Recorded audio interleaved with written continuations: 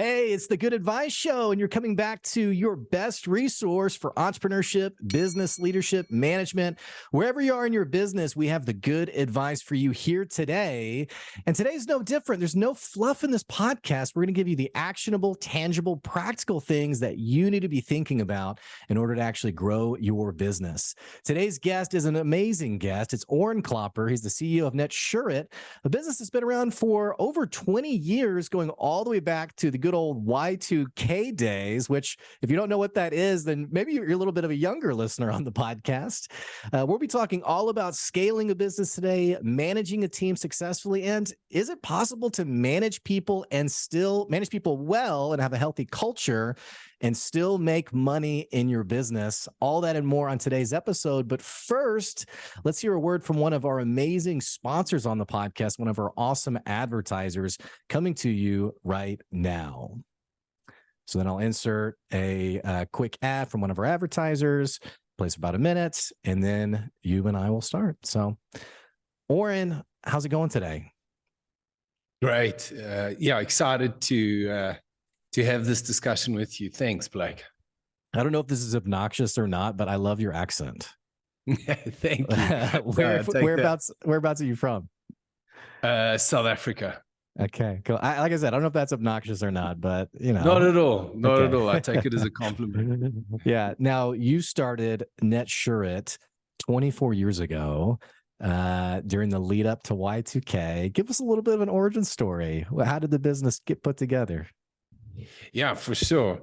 I was at university. I took an extra major in information systems. And this was actually in 95. And a friend of mine who was doing an engineering degree and another friend who was in the same, doing the same degree as me.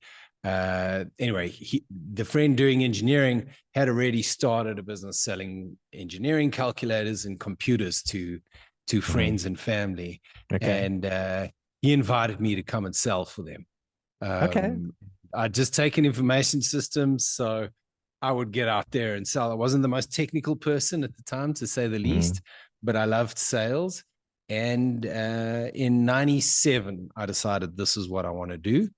And we pretty much would do anything from selling computers to doing networking and then eventually in the kind of 98, 99 in the lead up to Y2K, it became very clear to us that this entrepreneurial engine of the economy, that SME, SMB space was being taken advantage of. And they did not necessarily understand technology, but they were starting to embrace it.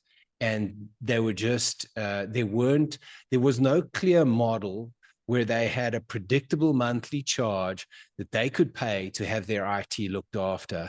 And that's where Netsurit was born. It was almost an IT insurance offering. So that's where the name came from, where we would charge a fixed monthly fee and we would take care of them. And that's really how the business sort of went into the form that it is now. And essentially, we're still doing the exact same thing. We've reinvented ourselves and innovated, but same customer base, sort of 25 to 1,000 user environments. And we charge a monthly fee and we try and take care of them in a trusted advisor capacity. Yeah, I love that. And I know you guys are doing over $30 million in revenue. You talked about these other companies. It's during Y2K. What was it?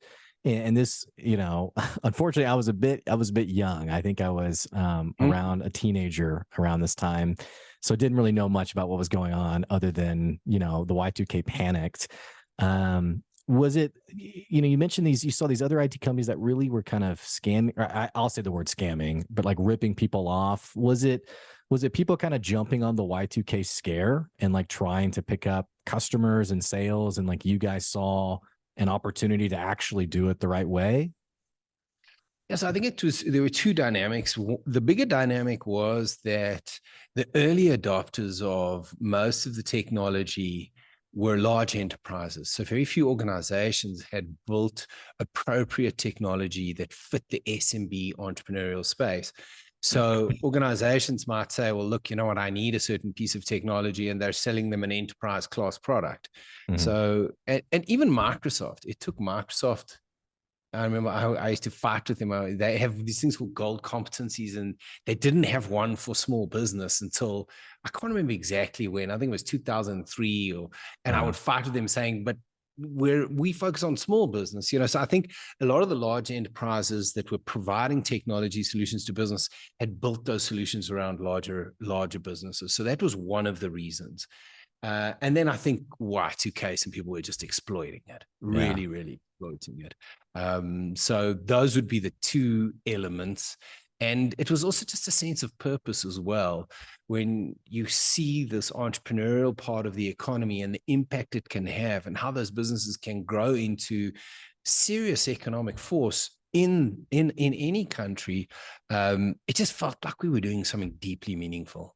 Yeah, it actually kind of and I don't want to get too off base here, but it kind of reminds me of like crypto today, of how it's this exciting, like the whole technology is very exciting, but there is like a multitude of bad actors and people realizing like opportunities to make money, rather than really digging into, the new technologies and really providing a meaningful service. But I don't know if that's a fair analogy or not, or.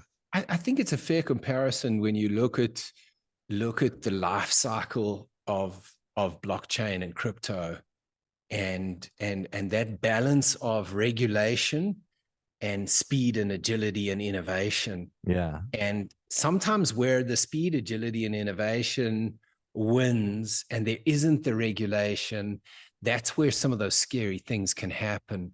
There's no question it's here to stay. And it can have a massive impact as it comes out of this absolute bloodbath that it's in right now. Right. But it's great technology, and hopefully it won't get over-regulated and die. Yeah. But I think it's a fair comparison. Yeah. Now, not to back up too far, but you said something in your introduction that really piqued my interest. You mentioned how you loved sales. And one of the most common, and I know you're highly involved in just entrepreneurship in general. One thing that I hear often from entrepreneurs, and there's probably quite a few listening to this podcast who really dislike sales, heavily dislike having to get out there and sell to people. And it's not even just like the rejection side of it. I was talking to a guy the other day who was like, I just don't like it. I just don't like doing it. I think it's just interesting that you like sales. I'd love to hear more about, what was it that you liked about sales? What's your perspective on sales? Tell us more. Yeah. So let me just weigh in on entrepreneurs that don't like sales. Yeah, so I think there are a couple of perspectives. One, you're in denial. Because it's very hard to build a business if you can't convince people to join you, and you can't convince customers to buy from you. And if you've somehow been able to establish and grow a business and you don't enjoy sales, best you have a partner that absolutely loves it. Yeah. And you look at a lot of the startup and the VC funding world, they look very favorably on businesses that are two people versus just two founders versus one founder. But no, I absolutely love sales. And I was talking to a friend of mine the other night, and we'd had an event. He's a friend of mine that I met through the school I went to, but also through Entrepreneurs Organization. And we were talking to his two kids, and we were sharing entrepreneurial sort of thoughts, and like to this day, nothing excites me as much as a lead. The only thing that's first, and then second is actually closing the deal. It's got to be one of the greatest feelings as any leader or entrepreneur in a business. And if you don't enjoy it, I think you really need to make sure someone standing right next to you absolutely loves it, because you get different types of salespeople. Like you get some salespeople that are technocrats, and in their mind, there is only one way to do the solution correctly. And you find sometimes those people are actually really good salespeople. So we have that type of salesperson in our technical pre-sales. They're not the most diplomatic people. I'm going to tell you straight, they will not call themselves a salesperson, but they are so straightforward and candid about what they believe is the right solution and what's good for your business that you end up buying from them. So you get many different styles and flavors of salespeople. What's your advice for the young entrepreneur, not age young, like young in their business, who is afraid to sell because they don't want to not deliver on what they've promised? They don't want to let someone down. They don't want to piss someone off. They don't, whatever it is, but the people who are scared to sell, any encouragement for them? For sure. You have to listen to a book. I think it's called Rejection Proof. I must just remember. It is absolutely brilliant. And the idea in it is every no means you're one step closer to a yes.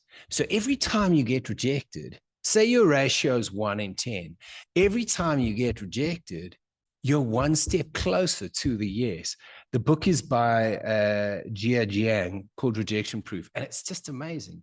And I believe most entrepreneurial stories of growth and crossing that chasm, they can tell you a myriad of stories about how they got rejected. Oh yeah. And it's that resilience and resolve.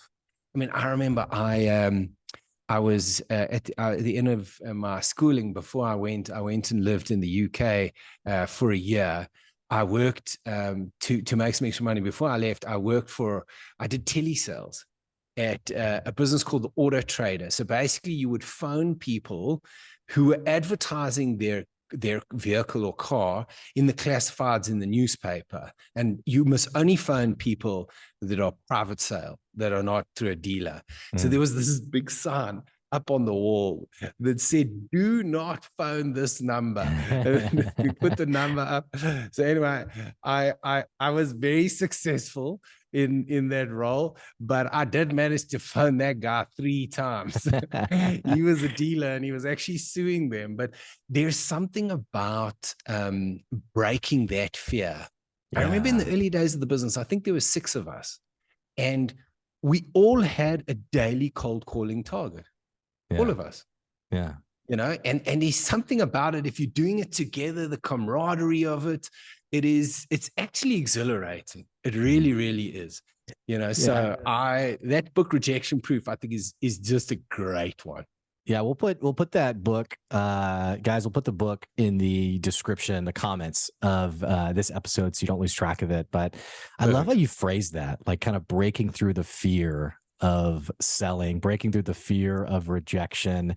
Because I do think even the people who are natural salespeople have that slight twinge of not hesitation, but anxiety, I think. And then there's some of us who've never sold at all before, who are listening to the show, who are like, I'm terrified of the idea of going to like a networking event or cold calling someone. I remember I cold called someone one time, and as I was pitching, like in the first few words, he interrupted me and he was like, "Why are you calling me?" And I was like, "Oh, I just thought, and he's like, "Why are you calling me? Don't call me." And I was like, no, I'm sorry, But and even when I was just kind of reading the notes, on your approach to this podcast, you said, just be authentic. Okay. And I can tell you now that I think there might sometimes be a misperception amongst entrepreneurs and business owners that a salesman is a certain type of person.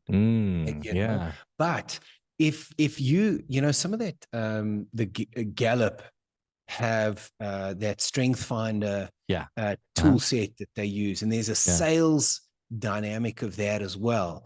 And my opinion or perspective for those people that maybe feel uncomfortable selling is just be yourself. Yeah. Just be yourself in that engagement. Be as authentic as you can. Literally, say you hate sales. You literally open up saying, listen, I'm going to be honest with you, I'm an awful salesman. The fact that I've cold called you, you have no idea how uncomfortable this is. And you know what? If you want to slam the phone down, just do it. But if you'll give me 30 seconds, and it's like, even for me, like I generally hate cold calls. And I don't know if you get them, but sometimes that guy or that woman or man gets you. They're so good. They're so authentic. I'm listening, not because I want to buy, because I want to hire this person. I want to see how far they go. But, just like you said in your brief, just be authentic. Yeah. Just be yourself, be authentic. It's amazing advice. And I think it's encouragement for all of our listeners who, many of us are on social media. Many of us are following different business leaders on social media. And, I would encourage our listeners not to fall into the trap of comparison on social media. You see that one salesperson on social media who you're like, oh my gosh, I want to be just like them. But at the end of the day, you're not them. You may be like them, but a lot of us aren't like them in the sense of like personality or style or what have you. And Orrin, I think you're giving great advice in terms of really owning yourself. Moving on from this, let's get back to your story. So you launched the business, Netsurit, and now 20 plus years later, a $30 million brand. Do you remember the moment where you realized, like, okay, this is something. Like, this is not just like a side hustle or an entrepreneurial venture. Like, this thing has serious legs. Yeah, good question. Yeah, there was definitely a moment where, I did information systems and as one of my majors, and I had my partner Rian and my partner Brian at the time, and Rian had convinced one of the top engineering students who actually had a bursary for his degree, and part of that is that he had to work for them for a few years as part of the agreement. Anyway, he agreed to join us. Okay, and we were nothing at that time. Then in my information systems class, the student that came first, his name was Richie Ho. I remember him so clearly, such a legend. He joined us too. And then there were just suddenly people wanted, like, we were running the business out of my flat in Randburg at that point, which was like small, like it was a one bedroom flat with like a loft. Yeah. And there were, and next thing there were these guys that were just keen to join us. And so I kind of realized there's something going on there. And couldn't really, we moved from there into our first offices. But even at the time that we registered our domain, which was 1999, we registered netsurit.com. We always had these global aspirations that we really wanted to build a truly significant and great business. So kind of to that question, I think the first point there, but there've definitely been ups and downs where I've felt like, wow, this is so hard. And like I saw Elon Musk being asked something like this, and he just said straight faced, never. I always know I just got to do what I got to do, so he's just got this crazy sense of confidence and self-belief. And I definitely believe in myself and I have confidence, but they've definitely, over this journey, there've been times where it's been tough, and there's been a very strong imposter syndrome in me where I'm like, well, people can find out I don't know what I'm doing. Yeah. I love this. I love parking there for a second, because nothing against Elon Musk, but I saw something similar. I saw another thing from Grant Cardone, who, for our listeners, very popular sales guy on social media. And I think sometimes I wonder if how much of this is like real confidence and how much of it is just like instilling confidence in the brand. Like, I know exactly what I'm doing.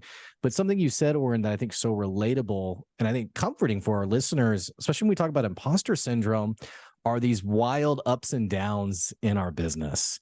Where like I can really relate to like times where I feel totally on fire. Like I'm like, man, this business is going to go so far. And then there's times where I'm like, what am I doing? Like, literally, what am I doing? I'm telling my wife, I'm like, I don't know what I'm doing.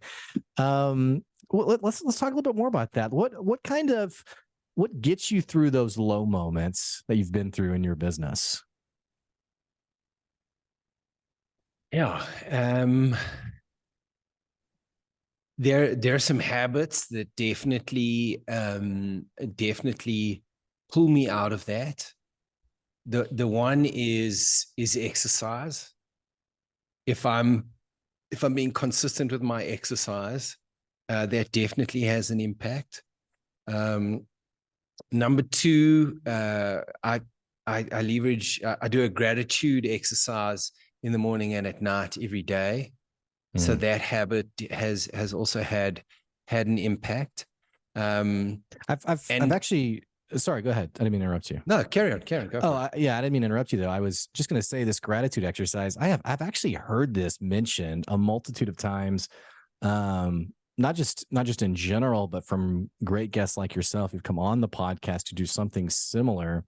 And I just wanted to pause for a second, just because I've talked about this with a few entrepreneurs who, I guess, oversimplify it or underplay it, where they're like, oh, so I'm supposed to like sit around and say what I'm grateful for. And I'm like, I mean, kind of, yeah, but it's amazing how these small practices seem to have such a big impact on perspective and Yes. resilience and just commenting on your practice. I didn't mean to interrupt you.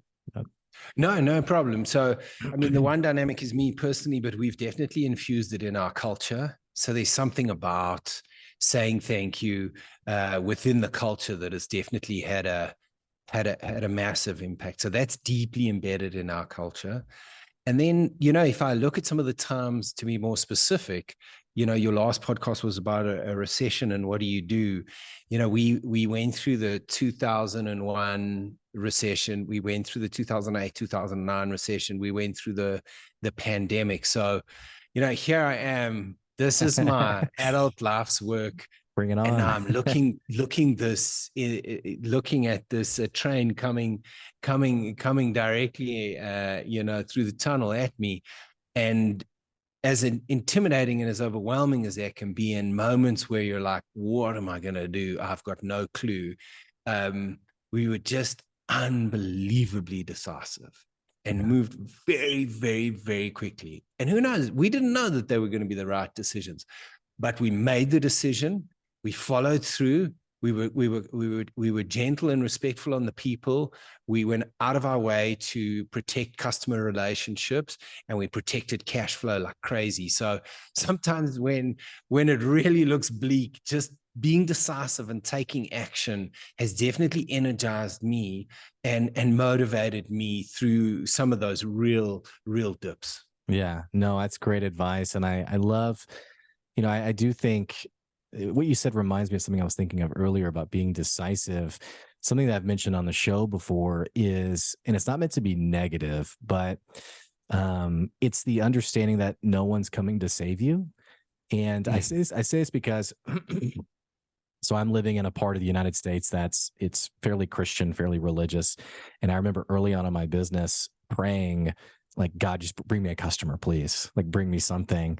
And I remember I had a friend of mine who was like, hey, God's not going to bring you a customer. No disrespect to my faith. It was just like, there has to be, like, you have to get up and go and do something and like go out and get those customers.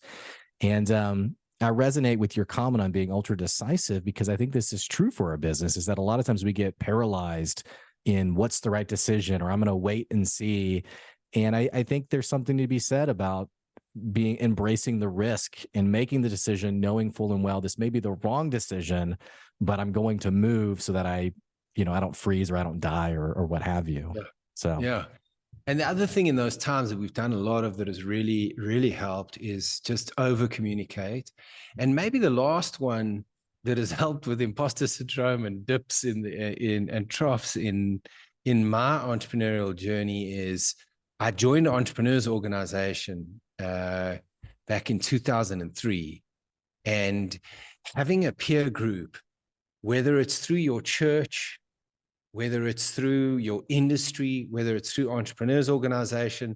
So entrepreneurs organization have $1 million criteria, but they also have an accelerator program, which is for smaller businesses that are going to get there. And then YPO also, those peer groups. So when I was dealing with a difficult time, I could present the challenge Right. to other entrepreneurs, and then leveraging the concept called Gestalt, which is both prevalent in YPO and EO, whereas you share from experience and you don't give advice. They would share their experience on how they dealt with similar situations. So now I've got this peer group that are not trying to sell me anything, and they're not a customer. They're just there to support and help me. And I think for any entrepreneur, if you can find a peer group of similar, like-minded people, that has been a massive support for me. I personally feel like I owe Entrepreneurs Organization and YPO for the amazing value that it's added in my life. Well, I love that. And we've had people on the show before who've been part of EO. For our listeners, Craig Wasselchuk, who's been on. But definitely for you guys listening who we talked about like finding a business partner or other people to talk to, if you were listening to that and thinking, well, it's just me, I'm a solo entrepreneur. Orrin, I think your advice on finding a peer group is great advice. And I think it's great advice also because a lot of times when we're starting out or we're small or this thing is, we're trying to grow this thing, we have like the social media effect of like, I have to present the business as being like amazing, everything's great. I remember this person who posted on social media for months about how amazing her business was. And then she became a customer of mine and she had not made $1 in 18 months. And I remember thinking like, why did you post all of this when clearly you were struggling? Which, there is a balance to that. I don't think like you bear every detail on social media regardless, but I think finding groups important. And for our local listeners, if you're in Northwest Arkansas, don't forget we do have our growth group at 9 a.m. every Tuesday morning. It is that peer group with a very much no selling culture. People come, they do share their experiences. And so if you're listening, you're from our NWA area, definitely check out that group 9 a.m. on Tuesdays at Red Kite in Tawnytown.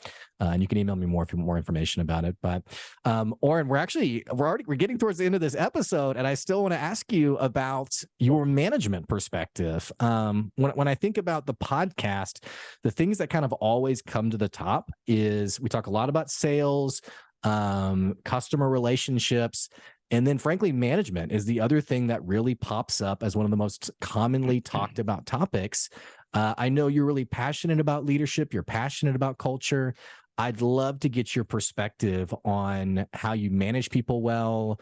What's been kind of your perspective on all of that? Share a little bit of that with us, please. Sure. We realized, I think it was in 2004, that so many of the people that come into the IT industry, this is actually their passion and their hobby. So if we were truly going to build something significant, we needed a culture that deeply encouraged some level of balance.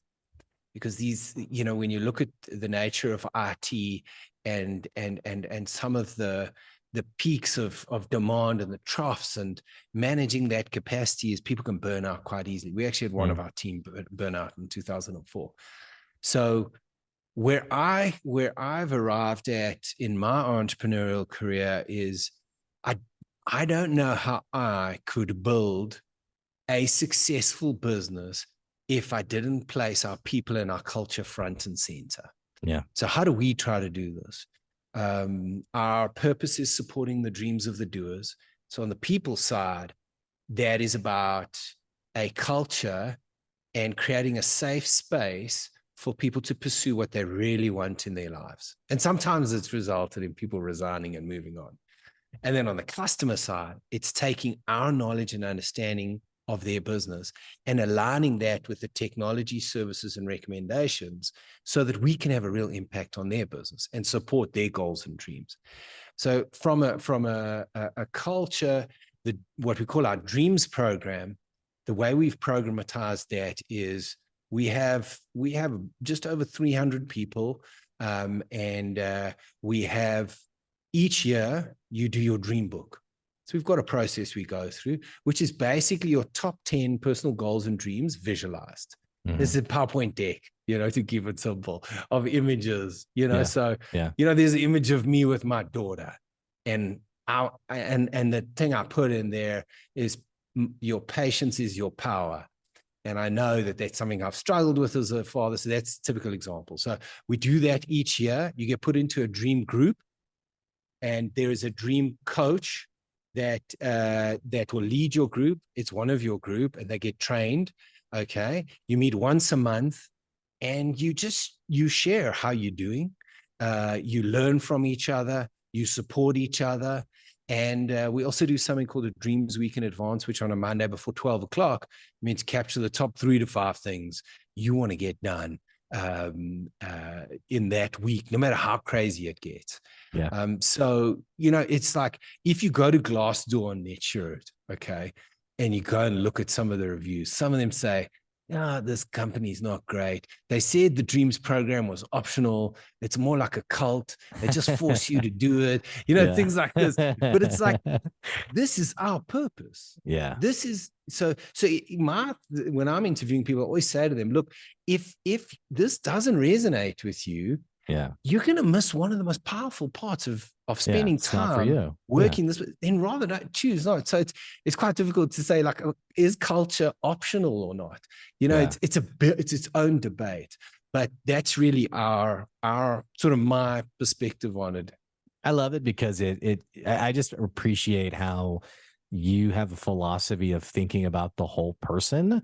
Because I think so many, and especially you guys who are listening, who maybe your entrepreneurial venture is a side hustle and you're still like in that 9 to 5, maybe corporate structure. I think you guys can really resonate with this, how many businesses are so interested in the one thing you bring to the business, your job, that they are disinterested in the rest of the person, the things that they care about, the struggles that they have. I think about businesses that actively suppress side hustles and entrepreneurial interest of their employees. So I think it's great that you guys obviously have a passion for the whole person. And just for our listeners, studies have shown that when you care for the whole person, that it lifts that person in terms of the performance that they have. And so if you're thinking about your people making you more money, you might think about, how can I care for that whole person and not just for that singular part of them? So, Orrin, this has been an amazing episode. Man, I need to have you back. There were so many great things. I wanted to dive a little bit more into your backstory. I read here this note about you having gone to 9 schools as a kid and getting kicked out of 3. And then it says 6 out of 9, not bad. So we'll have to, that'll be the little teaser for the next time, if you're willing to rejoin us for another episode. Orrin, what's the best way for people who would love to hire you and work with you, or maybe there's someone listening who's thinking, I wonder if I could get a job with this company. Talk about both those groups, please, if you can. For sure. If you want to get hold of me, whether it's work with us or potentially, hire us for your business. So I would say 3 different ways. One is LinkedIn. So you can find me, Orrin Klopper, on LinkedIn, ORRIN, and then Klopper, KLOPPER. You can email me, orrin@netsurit.com. And you can also just, you can text me directly or call me on my mobile, which is 917-517-7763. I'm very responsive. If I don't reply, message me again, because there'll be a reason why I didn't. Yeah. Orrin, so generous of you to make the time to come on the show today. You gave some amazing advice. Thank you so much. I appreciate you. Thank you, Blake. I'm very grateful. Hey, for our listeners, I'm going to put those details, except for the phone number. It's not going to be in the actual description, but I'll have everything else that's going to be in that description of the episode. If you enjoyed today's episode and this is your first episode to listen to, what the heck are you waiting on? Click that subscribe button so you can keep getting good advice wherever you are in your business. Don't forget, if you're a business owner and you want to advertise on the podcast, you can email me at blake@goodadvicecoaching.com. Maybe you want to be a guest on the show. Definitely reach out to me and let me know. Or if you're listening and you want to support the podcast, you can also go to our Patreon. It's at patreon.com/goodadvice. And of course, we appreciate all of our supporters of the show. That's today's good advice. We'll catch you later. See ya.